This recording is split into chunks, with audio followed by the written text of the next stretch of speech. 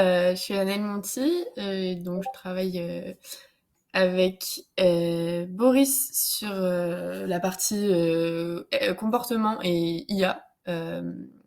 Et donc, on a fait ce travail depuis un petit moment. Et voilà, contente de vous le présenter aujourd'hui.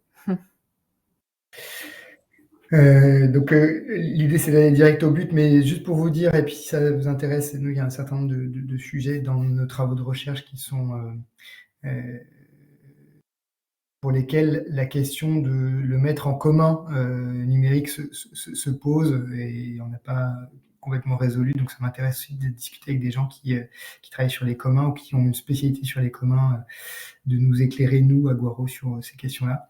On travaille sur 4 axes de recherche, sur la donnée, sur la modélisation, sur les changements de comportement et sur l'intelligence artificielle. Sur l'intelligence artificielle, on a un axe qui est sur l'impact et la CV de l'intelligence artificielle et également sur les questions de voilà, lorsque ou peut-être juste avant que des solutions, des services d'IA sont adoptés, comment on peut questionner leur pertinence et une fois qu'ils sont adoptés, comment on peut contenir au maximum leur impact. Et donc c'est le sujet qu'on va ouvrir aujourd'hui. Boris, je te coupe Oui, juste. Est-ce que tu peux peut-être mettre la présentation en plein écran parce que sinon ça coupe. Ouais, voilà. ça marche comme ça, très bien. Je vais enfoncer quelques portes, dont certaines sont assez ouvertes, mais pour chacun et chacune d'entre nous, ça peut servir peut-être. Voilà, la rupture attendue des impacts liés à l'IA est assez évidente. Toutes les courbes, voilà, euh, décrochent. Et parallèlement, les informations sur l'impact de l'IA, soit par des producteurs de services d'IA, soit par des acteurs qui tentent de faire des calculs d'impact, sont très hétérogènes. C'est pas lié à l'hétérogénéité de la qualité environnementale des différents fournisseurs, mais c'est plutôt lié à la qualité hétérogène des méthodes d'analyse d'impact. Donc là, ne préférez pas Gemini à Mistral au regard des chiffres qui sont affichés là, mais plutôt dites-vous que Mistral a peut-être fait une ACV un peu plus complète que ses collègues et concurrents. Donc c'est une introduction juste pour dire que voilà, on est vraiment en aveugle aujourd'hui sur ces sujets d'impact et on a un certain nombre d'acteurs. Nous, ce sont des clients, mais aussi voilà, dans l'écosystème, quand on discute avec un certain nombre d'acteurs, on est dans cet environnement très sombre, très peu éclairé en termes de méthode. Et nous, un des premiers clients qui est Nantes Métropole s'est doté d'une boussole IA il y a plus d'un an maintenant, qui nous a fait réfléchir sur si on met en place des garde-fous, des principes, des méthodes pour réguler l'IA au sein des organisations, quels sont-ils? Donc évidemment, récemment, il y a eu le RIA 31 qui a été publié, les spécifications AFNOR, mais et puis de plus en plus de référentiels sont apparus. Rémi Maron a notamment fait un très gros travail que vous connaissez très probablement, qui s'est formalisé par un site IA Frugal, qui recense un certain nombre de ressources sur ces thématiques-là. Et nous, pour des besoins de la solution, mais aussi pour contribuer au commun, et on va venir à cette question de commun tout à l'heure, on a engagé un travail avec Anaël qu'on a accueilli en stage avec grande joie en mars dernier, stage qui s'est formalisé par un CDI récemment. L'objectif du stage, c'était de recenser des référentiels au-delà de ceux qui étaient dans ce site IA Frugal, au-delà du RIA 31, au-delà des spec AFNOR, et de les prendre dans un premier temps de manière tout à fait œcuménique, de prendre le contenu, d'en faire une longue liste d'actions, donc que vous voyez là à droite, très hétérogène, puisque ces référentiels ont été créés par des acteurs différents, pour des objectifs différents, mais quasiment tous présentaient des bonnes pratiques, avec une granulométrie assez hétérogène. Et l'objectif était pour nous d'en faire un catalogue d'actions qui puisse être fourni à des acteurs qui nous disaient, ben voilà, il y a du shadow IA chez moi, ça se répand, je ne sais pas comment contenir la chose, etc., etc. Donc on a construit ce catalogue-là. On s'est arrimé aussi à un groupe de travail côté INR sur l'IA qui, d'après mes informations, mais elles ne sont pas très précises, les personnes du groupe de travail de l'INR qui sont sur ce chantier-là participeraient au groupe de travail AFNOR qui lui-même est connecté au groupe de travail CEN, donc Commission de normalisation européenne, sur l'IA. Et donc, il y a une opportunité côté français pour contribuer à un référentiel d'IA frugal ambitieux. Voilà, même si les temps, je termine juste ma phrase, ouais, les temps et de fabrication de ces normes sont très longs. J'ai entendu une volonté d'intervention, non? Non, je continue. Si vous avez des informations sur ces groupes AFNOR, n'hésitez pas. Donc voici le cadre un peu de notre travail. Et pour avancer, je te laisse la parole, Anaël, sur un travail de taxonomie qu'on a dû faire, puisque, comme je le disais, les 400 actions, puis ça continue à s'alimenter de jour en jour, mais étaient très hétérogènes. À toi, Oui, Anaël. merci. Donc nous, on a travaillé plutôt sur 3 thématiques qu'on a identifiées à travers les différents référentiels. Donc la thématique environnement, la thématique gouvernance et la thématique éthique et sociale. Donc ces 3 thèmes qui revenaient de manière différente, mais qui revenaient à chaque fois dans les référentiels qu'on a pu lire. Donc on a identifié 18 pratiques sur l'environnement. Enfin, on a formalisé, nous, 18 pratiques sur l'environnement, 11 sur la gouvernance et 8 sur le côté éthique et social. Et en fait, ce qui était intéressant, c'est que chaque action qu'on a pu formaliser présentait différents attributs qu'on pouvait retrouver donc dans les référentiels. Et chaque référentiel jugeait ces actions de manière différente. Donc on a pu établir différents critères, un critère plutôt sur l'identité, en formalisant une thématique, un titre d'action, une famille d'actions. Un côté du coup opérationnel, enfin un critère opérationnel où on pouvait identifier différentes étapes du cycle de vie, différentes cibles et différentes récurrences. Donc à quel moment on met en place l'action dans le projet. Est-ce que c'est en phase de fabrication de l'IA? Est-ce que c'est en phase d'utilisation de l'IA? Et un critère de coût-efficacité, donc sur l'impact environnemental et social, sur les bénéfices financiers de la mise en place de cette action, sur les efforts de mise en place de l'action et sur les coûts et les gains financiers associés à la mise en place de cette action. Et donc ces critères, c'est intéressant ce travail était intéressant dans le sens où on a pu travailler autour de ces critères et voir que chaque référentiel jugeait différemment ces différentes actions. Et c'est pour ça que voilà, c'est assez intéressant de pouvoir classifier selon des critères. Et c'est ce qu'on a fait à travers notre travail. Merci. Je prends la main sur les 2 suivantes là, qui sont juste pour illustrer sur l'impact environnemental, mais il y a une question de rangement des actions, et cette question-là, elle se pose évidemment en fonction de la cible, c'est-à-dire que l'idée d'être opérant pour ces référentiels, l'idée c'est d'aller évidemment directement auprès des métiers.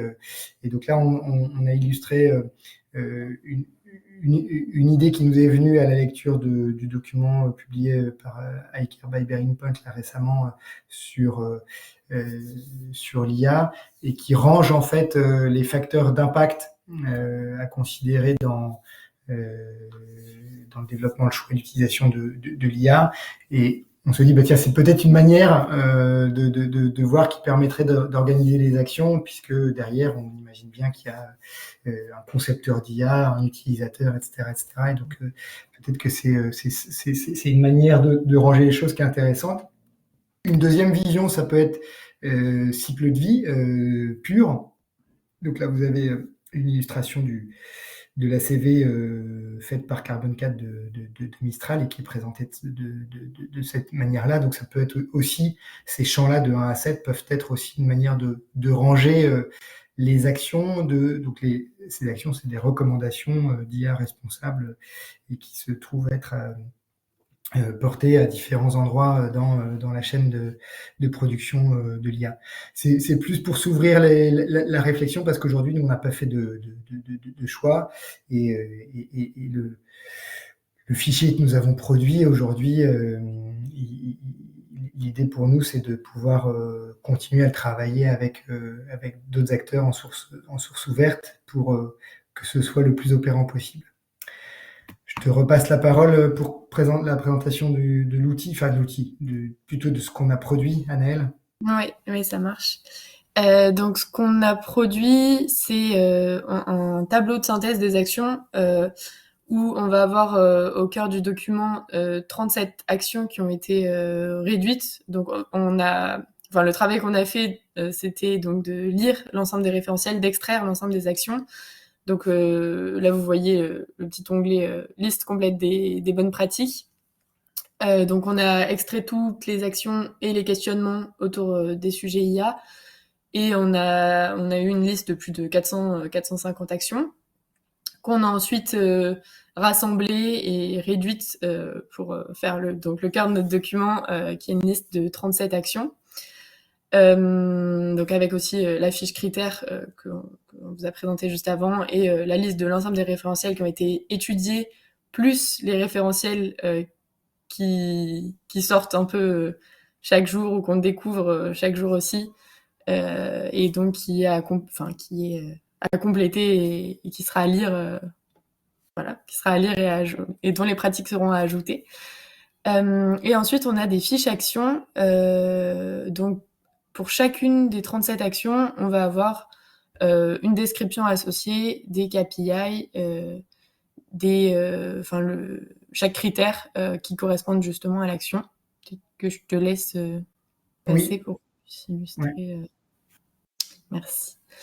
Donc là, par exemple, on a fait un zoom sur 3 bonnes pratiques. Donc par exemple, la première, c'est une pratique qui tourne autour de la thématique environnement.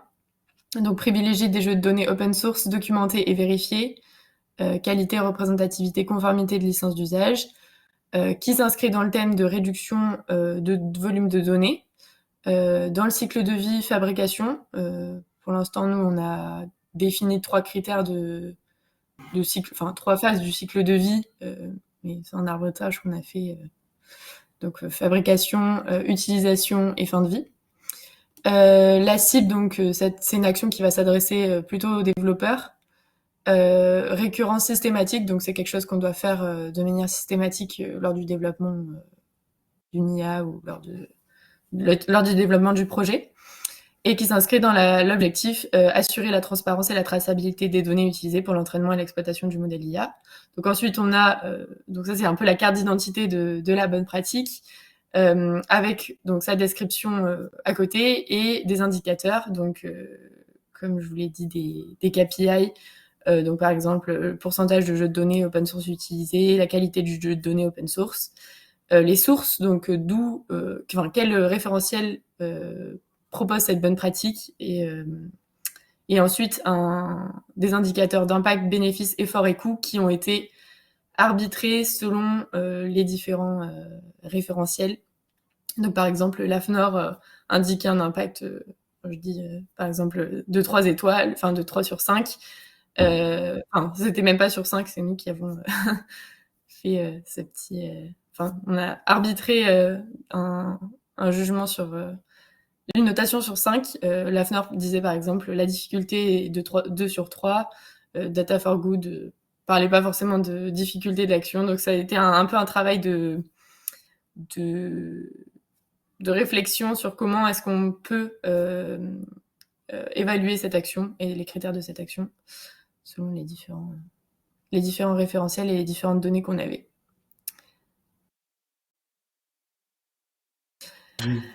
J'ai passé sur la suivante. Oui. Donc la suivante, c'est du coup plus une bonne pratique sur la gouvernance.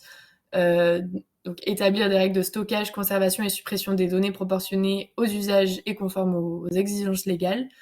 Donc c'est une action qui s'inscrit dans la thématique gouvernance, qui concerne l'ensemble du cycle de vie, qui concerne différents acteurs, donc autant des chefs de projet que des développeurs, que des... Enfin, c'est une action qui, pour nous, s'inscrivait, concernait un peu tout le monde.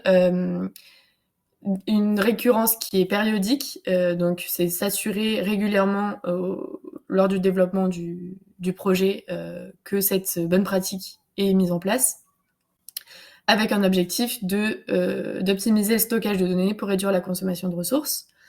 En KPI, on va avoir donc la réduction de la quantité de données stockées ou encore l'optimisation de l'utilisation des ressources de stockage.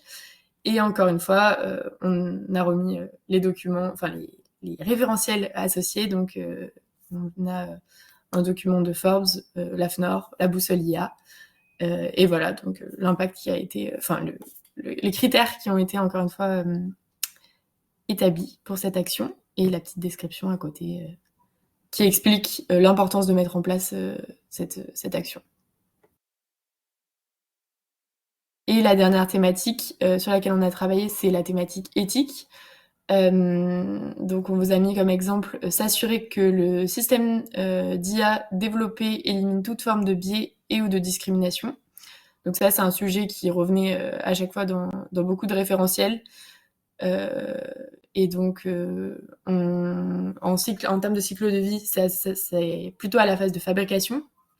Ça concerne plutôt une cible de développeurs. C'est à récurrence unique. Donc, dans le projet, on va s'assurer que ce qu'on a développé, ce soit bien, ça élimine bien toute discrimination et tout biais pour l'utilisateur. En termes de KPI, on a par exemple un score d'équité qui peut être mis en place, le pourcentage de données sensibles qui soient anonymisées ou traitées selon le RGPD. En source, on va avoir le MIFAC, le projet de charte éthique d'utilisation de l'intelligence artificielle et de la donnée du département d'Ille-et-Vilaine. Donc c'est vraiment des sources qui sont hyper variées. On a aussi un référentiel australien. Et ensuite, voilà, on vous a remis le petit tableau d'impact. Donc voilà, ça vous permet aussi de voir, de passer sur trois différentes bonnes pratiques qui s'inscrivent dans trois thèmes différents, pardon, et de voir de la manière dont on a travaillé ça. Oui, merci beaucoup Anaëlle. L'idée là, c'est d'avoir un petit temps d'ouverture, de questionnement. Nous, on a ressenti ce besoin de faire ce travail, notamment parce que, comme vous le disiez, on était questionné là-dessus par des personnes qui ne savaient pas trop comment faire, par quel bout prendre le sujet. En commençant à le prendre par un bout qui était, tiens, quel référentiel on peut appliquer, on s'est rendu compte qu'il y en avait beaucoup, d'où cette idée de benchmark et de synthèse. On s'est même amusé à un moment donné à utiliser une solution d'IA pour synthétiser quelques actions sur une même thématique. On s'est rendu compte que l'intérêt était relativement limité. Donc on l'a fait, Anaëlle, tu l'as fait à la main et bravo pour ce gros travail. Aujourd'hui, on a des questions critiques par rapport à ce produit, donc c'est un fichier Excel et c'est un fichier Word, tout simplement. Voilà, est-ce qu'on bon, ces sujets sont très évolutifs, des questions émergent chaque jour, etc. Donc, est-ce qu'il y a une représentativité? Est-ce qu'on couvre l'ensemble des référentiels? D'une part, est-ce qu'on couvre l'ensemble des questions qui peuvent se poser sur les champs éthiques, de gouvernance, environnementaux, etc. Évidemment, il y a une question de qualité de la notation, c'est-à-dire qu'on a fait une synthèse de notation qui existait de différents référentiels, mais on pourrait imaginer que le référentiel japonais soit plus pessimiste que le référentiel portugais, et donc que les notes, évidemment, sont hétérogènes sur la question de l'impact de telle action, le coût organisationnel, etc. etc. Donc on a aussi, nous, aujourd'hui, une certaine distance par rapport au travail qu'on a fait, et on est un peu au bout de ce qu'on peut faire, notamment parce qu'il faut qu'on passe à autre chose. Et on aimerait, nous, que ce produit-là puisse être partagé, challengé, voir s'il y a un intérêt aussi. Et comme nous sommes non sachants sur les questions de commun, on aimerait savoir voilà, des questions qui sont aujourd'hui posées. On l'a présenté donc à l'INR, on le présente aujourd'hui à Boavista. J'ai échangé hier avec Laurent Esquinazi qui m'expliquait, qui me donnait 2-3 tips sur la manière de mettre un produit en commun. Mais voilà, peut-être à ce stade, si ça nous intéresse, nous, de recueillir des commentaires, il est aussi possible de peut-être d'ouvrir un groupe de travail qui se pencherait sur ce document-là, si ça présente un intérêt pour certains, certaines, et d'en faire un commun Boavista qui serait vivant, parce qu'évidemment, ce document, il doit vivre au fil de l'eau. Certains champs peuvent être questionnés. Donc voilà, ça nous intéresse de recueillir vos commentaires sur le fond, et puis peut-être sur un intérêt pour ouvrir un éventuel groupe de travail sur ce sujet.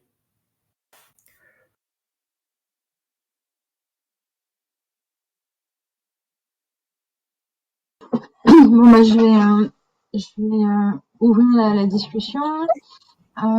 Du coup, bah, déjà, merci beaucoup pour ce travail considérable. Et c'est vrai que bah, c'est intéressant d'avoir cette vue transverse. Moi, ça me paraît vraiment très positif pour Boavista d'héberger ce commun et de le faire vivre. Mais derrière l'idée de commun, il y a vraiment l'idée d'une communauté. Donc ça signifie qu'il faudrait qu'il y ait un petit groupe de personnes qui soient motivées à l'idée en fait de faire vivre ce commun, déjà en termes de contenu, voir comment est-ce que ça s'organise pour valider le contenu, puis pour le mettre en visibilité, et puis aussi le mettre en lien avec les outils. C'est-à-dire que moi, il me semble que ces derniers temps, il y a des belles initiatives qui ont été lancées, mais ça reste un peu siloté. Donc on a peut-être aussi ce travail à faire de se dire comment est-ce qu'on réunit les différents communs de Boavista. Et donc moi, je serais partante moi pour travailler là-dessus.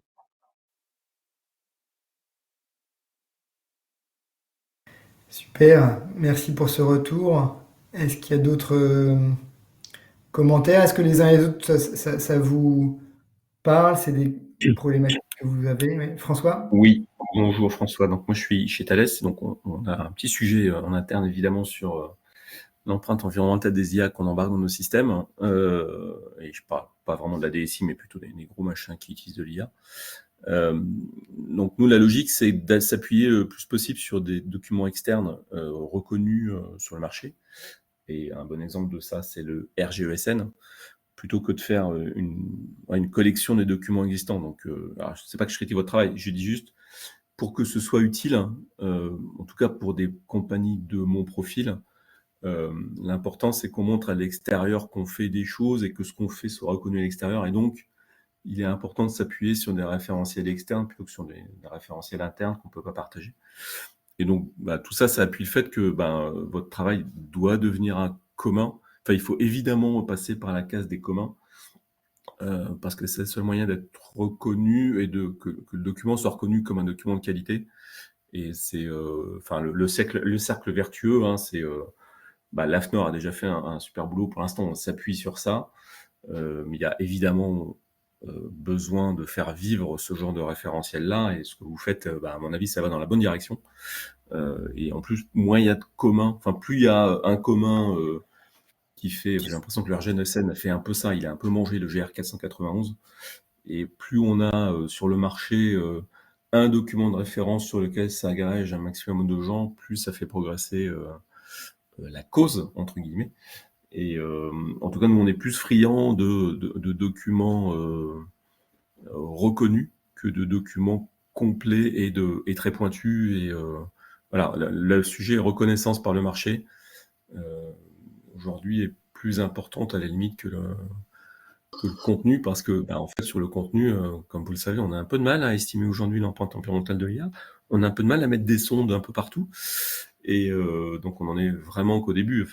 Typiquement sur le RGESN, on ne sait pas dire a priori ce critère-là ou cette pratique d'éco-conception-là, dans ton cas, elle sera plus intéressante que cette pratique-là. Donc, on navigue un peu à vue, mais le moyen de...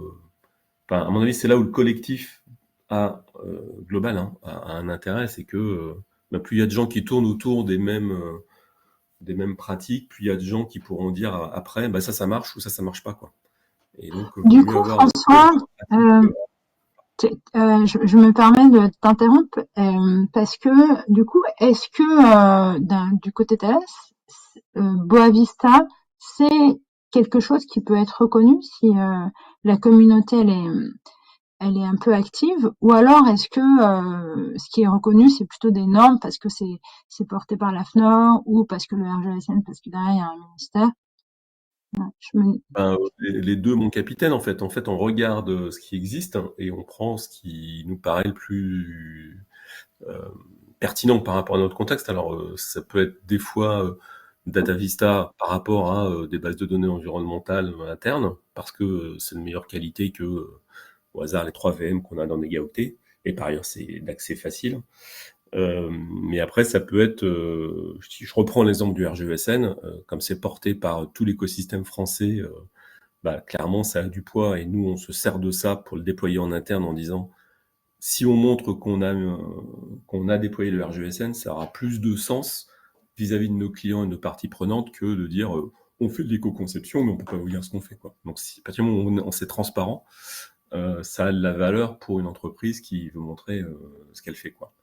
Donc là, quelque part, pour que ça fonctionne, et c'est vraiment intéressant d'avoir ton point de vue, qui est le point de vue d'une grosse structure, il faudrait que ce commun, donc vraiment affirme que dans ces bonnes pratiques, il y a bien les bonnes pratiques de l'AFNOR Spec qui est frugal, du RGESN, et que juste dans certains cas, et d'ailleurs du RIA de l'INR, que juste dans certains cas, ces bonnes pratiques, elles ont été fusionnées, mais que ça s'appuie en fait sur ces travaux-là, quoi. Plus... dans l'idéal, c'est mieux d'avoir un référentiel plus partagé par plein de gens que 3 référentiels que seulement un tiers de la communauté globalement utilise, quoi. Donc après, ça peut être la logique d'avoir quelque chose qui recollecte tout, ça va dans ce sens-là aussi, quoi. Merci. Je vois que Claire a levé la main, et puis après moi je la lève aussi physiquement. Vas-y, Claire. Pour compléter, je pense que là, ce qui a effectivement besoin, mais ça, à mon avis, n'implique que moi, c'est effectivement d'avoir des standards de mesure de l'impact environnemental de l'IA, ou d'avoir des outils qui permettent de mesurer, mais toute la chaîne, quoi. Donc donc je pense que aussi Boavista, ça peut être dans ce sens-là, à réfléchir sur de futures contributions. Merci, oui, effectivement, en fait, merci aussi François. Moi, je bois tes paroles dans la mesure où je me souviens, moi, qui viens du monde de la comptabilité carbone au début des années 2000, émergeait tout un tas de référentiels. Il n'y avait pas que le bilan carbone, il y avait des référentiels étrangers, il y avait évidemment le GHG Protocol, et à un moment donné, c'était impossible pour les acteurs de faire une empreinte carbone sans se poser 1000 questions et rattacher des fils sous Excel avec tout un tas d'empreintes différentes. Et à un moment donné est apparu un référentiel qui a fait voilà, qui s'est imposé, et voilà, la norme 1464.1 qui fixe des exigences, etc. Mais aujourd'hui, on n'est pas là. Les specs AFNOR c'est pour ça aussi que des acteurs s'emparent du sujet, c'est que les specs AFNOR sont un petit peu trop généralistes, le RIA 31 est pas complet, et puis il y a des travaux de standardisation, mais qui sont pas aboutis. Donc c'est vraiment, on est dans ce vide ponctuel et qui génère ce besoin-là. Voilà. Sur la partie qu'est-ce qu'on prend pour mesurer l'IA, pour moi c'est un sujet un peu différent quand même, qui est pas des recommandations ni des bonnes pratiques, mais qui est effectivement d'avoir aussi un lieu où on partage de la donnée et des méthodes d'analyse d'impact. Le référentiel enfin, ce qu'on a travaillé est pas là-dessus. Dans ce qu'on a travaillé, il y a évidemment des référentiels qui sont un peu plus officiels que d'autres. Mais voilà, là, ce que j'entends, c'est que éventuellement, si une communauté, même pas forcément immense, dans Boavista réfléchissez ce travail-là, lui lancer quelques tomates, parce qu'on n'est pas à l'abri d'erreurs dans ce document, et le sortait à l'occasion peut-être, je sais pas, d'un webinaire un peu plus large, etc., pour contribuer, enfin, et se connecter aussi aux travaux français actuels qui participent à l'AFNOR. Ça pourrait être intéressant. Moi, je note ça. Voilà, et à faire un appel aussi à contribution. Donc, Alice, c'est pas tombé dans l'oreille d'un sourd. Nous, on peut mettre quelques heures par mois pour amorcer le sujet. Voilà. Est-ce qu'il y a d'autres... Oui, François? Non, François. Oui, il y a un truc dont je ne vais pas parler, c'est l'aspect international. Alors moi, je suis dans une boîte qui n'est qu'à moitié française, donc du coup, c'est plus facile parce que l'écosystème français est très vivant par rapport aux autres. Mais mon besoin, c'est aussi d'avoir des choses qui passent l'échelle. Et donc, quand c'est international, ça passe mieux que quand c'est juste français. Et on passe pas mal de temps aussi, au-delà de l'AFNOR auquel on participe, à passer au niveau européen avec le Sensenelec ou au niveau mondial avec l'ISO. Et c'est aussi un truc important. Enfin, plus c'est reconnu largement dans un pays, plus c'est facile de le remonter. Enfin, à ces échelles-là, quoi. Oui. Alors au niveau mondial, et pour info, le spec, l'AFNOR spec, IA Frugal, là, elle n'est pas portée au niveau ISO actuellement, elle est plutôt au niveau européen, Sensenelec, quoi. Oui. On veut faire un RCP IA, en fait, non. Pour moi, les RCP, c'est vraiment des guidelines pour l'analyse d'impact. Et là, on n'est plutôt pas sur l'analyse d'impact.